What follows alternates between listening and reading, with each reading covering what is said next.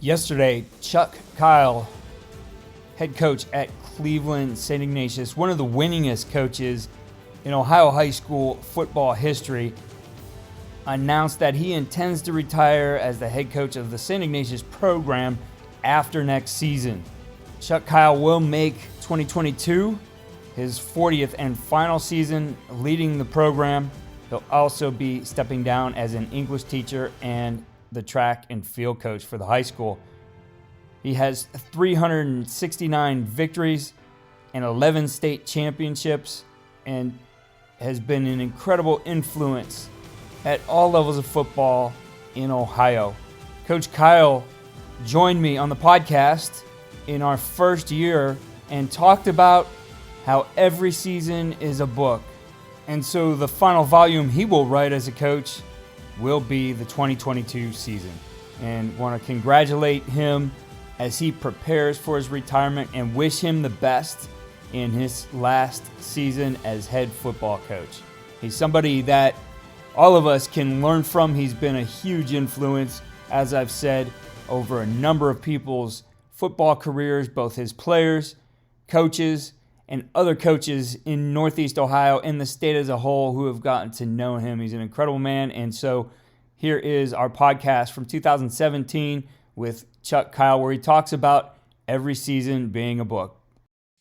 Welcome to the Coaching Coordinator Podcast. We are excited to continue through our lessons of 2017. And joining us today on the podcast is the head coach of Cleveland St. Ignatius High School, Chuck Kyle. I've known Chuck for a long time and followed his career. I think at one point I was recruited and ended up playing against him, but Coach Kyle has done an outstanding job with what he's done at Cleveland St. Ignatius and really has a great outlook on the game and how to mold young men. And Coach, I appreciate you joining us on the podcast again. Oh, sure, Keith. It's fun, and it's that time of year to start talking about football, what we've learned, and what we need to work on. Well, definitely, Coach, and I think you have a pretty good way of making an analogy here to football being like a book, and you were talking to me about that. I'd like you to share that with our listeners. Oh, sure.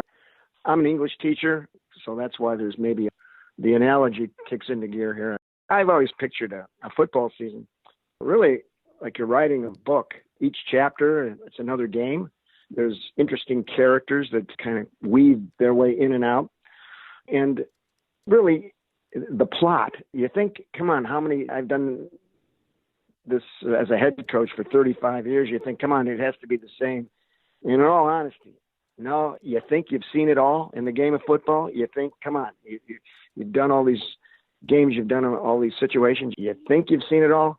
And every year, football proves that, no, you haven't seen it all. There's always some different scenario or different approach that you have to take. It's that type of experience. And I think, if anything, I could share that with younger coaches is you learn from each season and each game, and it's good to sit back at this time of year. Here it is, December, and go, okay, what things went well, what things didn't go well. And as much as you do that, do not be shocked that you're certainly going to face some situations that you haven't faced before. Well, that's the beauty of this game, coaches. You're going to have some seasons where similar things happen, but I think you would agree that, over the course of your career, every season is just a different character in itself, relating it back to that book, that you haven't really seen it before. It transforms the people who are involved in it. And obviously, as coaches, there's a lot for us to learn. So to think that you're going to go and do, whether you've had a lot of success or whether you think you're on the right track, if you're going to go and do the same things you did this past season in the exact same way, the results might be completely different. So you're always having to look like maybe there's not a big thing you have to change, but maybe it's a little thing that comes up that you can improve. And I think that's what has to drive the off season and drive your research as you look for ideas to implement into your program. Right. That's the value of little podcasts like this, the value of conferences and clinics you go to, the value of going to actually and spending a day or two at a college football practice. There's answers out there. There's always going to be answers. Just finding the proper vehicle to get to the answer is what a coach really has to think through. I always, when you analyze your past season, you really should start with the things when things went well. Too many coaches start right away with, well, what went wrong? No, make sure you go, what went well, because that shapes a lot of your philosophy, and it shapes the idea of having faith that you can find the answer. And as soon as you start listing the things that you did well, I think what pops out as you look at it is, hey, something's missing here. Something's missing. Look what we listed, and there's something missing, and that starts probing into them. That when you talk about things to adjust, that helps probe that. I think too many coaches go to clinics and hear some talk and go, wow, that sounds great. That sounds great. Okay, but does it fit into your scenario, or is it something that you don't really need? So what I'm kind of trying to get across is make sure that it's a positive assessment, first of all, what things did go well. And by doing that, it gives you energy to keep going, and just make those other small adjustments as you head into that off season. And then asking a very important question at the end then is, okay, we've got some ideas here. We've talked them out. Everybody understands them on the coaching staff, not just one coach. We've been able to get everybody on the same page. And the last thing is, how do we get this implemented? How do we put this in so the kids understand it? Because, look, you haven't coached it. If the kids are making mistakes, you haven't coached it right. I'm kind of setting up maybe our conversation that's going to take place here, but I think there's a pathway to do it right.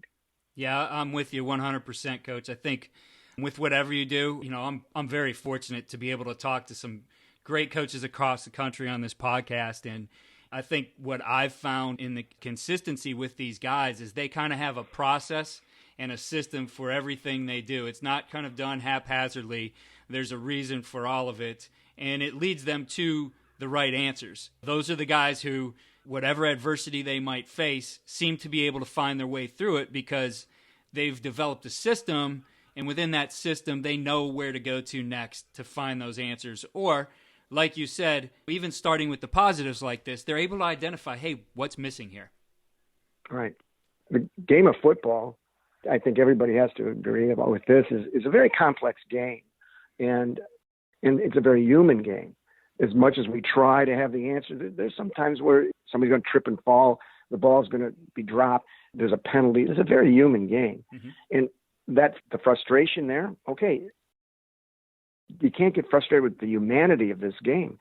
It's just, what techniques do I need to get better at? And scheme-wise, certain things on another team's offense caused a problem. Well, it's a scheme situation. Let's take a look, because I'm sure there's people we can discuss this with.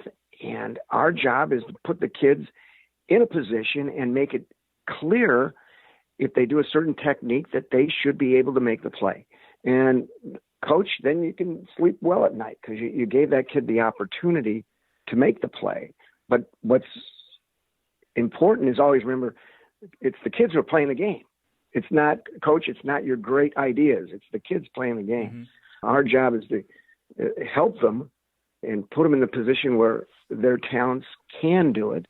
And you do all you can to get that kid to where he can reach his potential. If you're able to do that, then you've done a good job coaching. But what limits potential sometimes is not the proper alignment or not the proper scheme. And now, come on, that's our job. Come on, coaches, we got to do that job. Well, Coach, you've set the table pretty well here for a discussion on maybe some specifics as we look back at the 2017 season. So knowing that there is a process for you, what things have you looked at so far in your analysis and looking back on it, said, here's something we can learn from, or here's something maybe we're looking to do better from 2017? Right. Well, first of all, when we've already had one staff meeting and just kind of gave that overall view and that overall conversation a little bit. And first of all, I think what we came out of it is looking at, we had a number of seniors that really improved between their junior and senior year. And what did we learn by that? You have to have faith that kids will do that.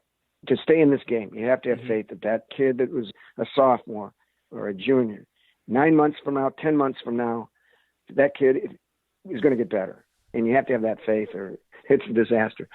But what we looked at is, what things did we do that helped some of these kids that we weren't sure of? Lo and behold, when we got to the season and we started getting into it, they came to the forefront and they played certainly to their capacity and made some plays that a year ago we would have said, no way. And what we realized was certainly the off season and the training that we did certainly did help. And so we're happy with that. We certainly want to expand on that. So with the guy who's in charge of our strength program, we're having a meet with the Cleveland Brown strength coaches and the Ohio State strength coaches with certain things that he feels that we did well and seeing what other things can be tinkered there. I found over the years, strength coaches, they are a special breed and they're a brotherhood. So they're always willing to work together. And so that was one thing we really said. We did some good things in getting these kids prepared. And so we want to really keep working with that. But then with that in mind, I think the one thing that came up is asking an important question. Looking at our personnel, did we this year put kids, the second and third team guys, and we have numbers, okay? Right. And I'm looking at second and third team guys. Did we do a good job in placing that kid in the position he worked at? Now, here's the issue that comes up. A lot of that has to do with the kid who goes, I want to be a wide receiver. I want to be a wide receiver. Okay, and you start looking and you're going, well, he's probably the fifth guy. He's not the top three. Did we do that kid justice in just going, well, okay, stay at that position? Or could we have done a better job in going, you can still work that position, but let's say this. Let's see what other position can help you get on the field quicker. Right. And I think we need to do better at that. I really do. I know kids have this, they dream of a certain position, but there's times when we have to kind of interrupt a little bit and go, here's where you're at. This other position may fit where your talents are now. We need to do a better job. I know that. I think everybody does. It's a shame if you're sitting there going, well, here's a backup sitting here that really, when you're looking at it, really could have been on the field at a different position. And we have to do a better job of that. And that's, I think, the challenge of coaching. I think it's probably looking back on my career too, Coach, as a high school coach, even as a college coordinator, thinking about those kinds of players down the line, and you just almost assume like, okay, well, he wants to do this, he's going to develop, instead of, even though he's not in the forefront of your thoughts right now, guys get on the field, where's he going to be next year for us? How does he develop moving forward? So it certainly is the challenge. And obviously, when you look at types of things like that, it affects the player-coach relationship, certainly, and those things obviously build into the culture. So if you want to have a positive culture, you have to be thinking about those guys down the line as well, and where do they fit? How can you make sure you maximize their learning, the repetitions they have during the season, and their development, so that they're ready when the opportunity comes? I think a lot of coaches can look at that and say, yeah, I really need to learn from that idea as well. Yeah, it's easy to get in a pattern to go, okay, first group out there. They do their thing for a few minutes and then they get a break. All right, second group. And it's too easy to say that. Mm-hmm. It's this, I don't want to say mass substitution, but a group situation. And great, it's wonderful for organization. Don't get me wrong. But notice what we're doing. We're putting individuals and lumping them into sort of a stereotype. All right, group two out there, but that one individual in group two at a different position could be challenging to be in group one. Mm-hmm. You know what I mean? And it's too easy for us to get locked into, all right, A group, now B group. And yeah, we're getting a lot of reps. All right, but realize there's individuals in those groups, and certain individuals could be playing something else that could really be important. So anyway, I don't mean to be redundant there, but I know we've tried to work on that, but I know we got to do a better job in that. Like you started with, this is about people. It's about the people we have on the field. Yeah, as coaches, we're going to have to make sure we get the scheme and the technique and all those things taught the right way, but there's people inside those helmet and shoulder pads that we got to take care of as well. Right. And a year or two later, you look and you go, that kid would have been a very good fill in the blank, whatever, linebacker, or it would have been a very good tight end, but we sort of bookmarked him in and just let it sit there, instead of constantly questioning it. So personnel is so important. Absolutely. It's a great place to start. Well, Coach, moving on, what other types of things have you been looking at here? As things go, you sit there and you have your offense. And one of the things I've enjoyed doing is just sitting down and working all sorts of different formations and just looking at that, not changing your offense now, but looking at different formations and seeing what different formations can add to what you normally do. And we've come up with a couple of very good little wrinkles that we can call anything in our running game, and it works. But it created what we found a little bit of a problem with the opponent's secondary. How are they going to handle it? It was good for us. But then as I look at it in the off season, I have to ask the question, all right, are we showing too much of a tendency from that formation? What can we do? Because it ended up being a good running formation, but I'm asking the question, okay, now what positive passing situations can we come from there? First of all, to keep the defense honest, but second of all, take advantage of what they're doing. The old adage of keeping them honest. We hear that all the time in football. We're going to keep you honest by doing this. I want to take that a step further, not just say keep you honest.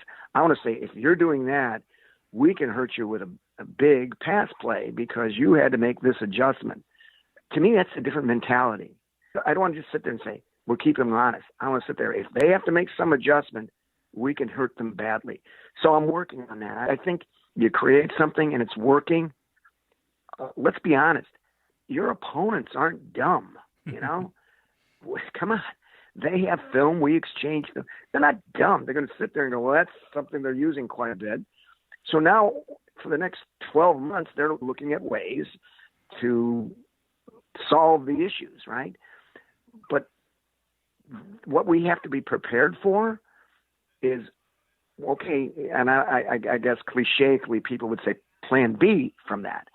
But I would say whatever adjustment that they're making, let's be prepared to take advantage of the adjustment and not sit there and say, oh, they made an adjustment, let's forget it and go to something else. So is there a little bit of anticipation? Sure. And I think a coach has to do that. But to me, it's a little bit of a mentality of still attacking. What can we do to attack from what we've done so far? I hope I'm making myself clear. Too many people use the thing, well, we got to keep them honest. So we're doing this thing, but let's keep them honest with another play. Football's got to be way more than just keeping the team honest. It's got to be, okay, let's take advantage of what their adjustment is and go. So that's something that we're talking right now. Right now is honestly, in the last few days, we've been talking quite a bit about that. Yeah, I think as you look at that idea and adjustments that teams try to make from an offensive standpoint, I'm speaking, you always want to keep things in your hand as far as we're going to control what we do. And it as you were talking, Coach, it reminded me of a situation while I was at BW where we had a team we were playing bring everybody up. I mean, they were tight on our corners. Their safeties were at about 8 yards. And we had seen that on film. And, I mean, the first thing people like to do is, wow, look at there's, numbers in the box. You got to throw the ball. Obviously, they're thinking the same thing, too. They want to force you into some low percentage throws out on the edges with guys who are covered pretty tightly. And we were able to take a look at some things we had within our plays. We didn't change anything, but we added some motion. We are creative with the gaps we added to it. And it forced their safeties, who were playing at 8 now, instead of being able to play in a downhill demeanor because we were using an orbit type of motion and our quarterback was always booting out the other way, that we were really stretching those safeties to the point that they couldn't move downhill like they wanted to and get involved in the box. And I remember our head coach saying at one point, why do you keep running the ball? They got 11 men up. I said, Coach, we've turned them into a 3-2 box. We're running in against a 3-2 box because the safeties can't support as they would downhill if we were just running our traditional play. So it was the addition of that motion to maybe some formations they hadn't seen, and it put us in an advantage. And that's where I think you got to find the answers. Like you said, it's a lot about some of those formations, especially as defenses get modernized and adapted to stop certain things like the spread. Some other things like that was really more of a wing T mentality, which goes way back to my first years in high school with some power football. And maybe to that point we had showed a little bit more spread mentality. So the plays remained the same, but what we were presenting on the surface added multiple problems for a defense. You worded it beautifully, because that's kind of where we're at a little bit in some of the things we're doing. Because, as soon as you start tinkering too much and you start adding plays on where you're sacrificing execution, it's nice to say, here's the offense, and we're not really changing any really. I think if we called the play right now, kids would run it right now, but it's a different formation. And so you'll see the execution, kids have run it hundreds of times, but just by the way we created the formation, and you're right, you're pinpointing it really even more accurately.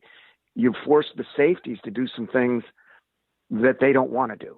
Right. And the idea of a free safety being just the guy way back and preventing a long run or a long pass. Now safeties are coming up. They're like linebackers now. Those guys are physical people, and they're looking for where they can confidently attack. And can a formation put that kid out of his usual progression? And if we do that, that's one less guy after the snap in the box. And like you're saying, hey, you're still running the football, because after the snap, they can't get that eighth guy or seventh, eighth guy up there. They've got to honor it. And that's what we need to do. We're working on that. And it's something that we're happy to work on it, because we've had some success with the formations. Now we want to take it to another level. And something also, let's face it, all coaches like to be so calm and confident during a ball game that you can look out there and go, I know exactly what we need to go to. Here we go. I mean, that's the type of stuff all coaches like to feel like they can have. And that's what the off season should do. But that way too many times, here's a neat play. I've seen it done. I've gone to a clinic. I've seen this, and okay, great. It is a nice play, but is that the only thing you're going to do and the only formation you're going to do it with? I don't know. You got to give your opponent a little more credit than that. Right. Absolutely. And I think that's a fun part of the season for coaches, because things do slow down, and you can obviously play around with those ideas a little bit more. And it's fun when you start bringing in that other piece that you talked about and start looking at, well, if we're going to use this motion, or if we're going to use this particular concept that we do, or this formation, who would be good at doing this for us? And you start to envision maybe where some of those guys fit. And I think it helps a little bit in solving that issue you talked about to begin with, is how do you place these personnel where, these guys, where they're going to be best on the field and where they're going to contribute in a way that's going to help the team earlier than later. Right. What you just said there, I can tell you that happened for us with this scenario we just talked about. A certain young man who was involved somewhat, a little bit, actually more on defense, but was getting some rotation on offense. Because we were working with these other formations, he started playing more offense too, because he fit into exactly what we were asking that person to do with this formation. So I can 100% vouch on what you just said, because it does create opportunities maybe for certain guys that they have some talent in certain areas. And you start doing some things, and wait a minute, that kid right there would work very nicely if we put him right here. Mm-hmm. So that happened to us, what you just mentioned. So I think there's a real progression here on what the offense can do, but not just, hey, I found some super play. It's more than that. It's, use formations. What can the formation contribute to what your normal offense gives? There's so much to learn from Coach Kyle, and I'm fortunate that I have had him in my own backyard here in Northeast Ohio, and I've been able to learn from him both in watching the games that he's coached, as well as clinicking with him, talking to him both formally on this podcast and informally over the years about football. And so congratulations to him again as he begins his final season in 2022. I also have interviewed Coach over the years, and it is the 5-year anniversary of our podcast. I will republish my first podcast with him, one of the first we did, and it was an incredible one, a longer one. I will repost that one as well to honor Coach and to celebrate our 5-year anniversary. So look for that one and check in the show notes for our most recent podcast with Coach, which we did a year ago. Thank you again for listening to the Coaching Coordinator Podcast. We're excited to bring you more here in the upcoming year. Follow me on Twitter at Coach K. Grabowski and follow all we're doing at coachandcoordinator.com.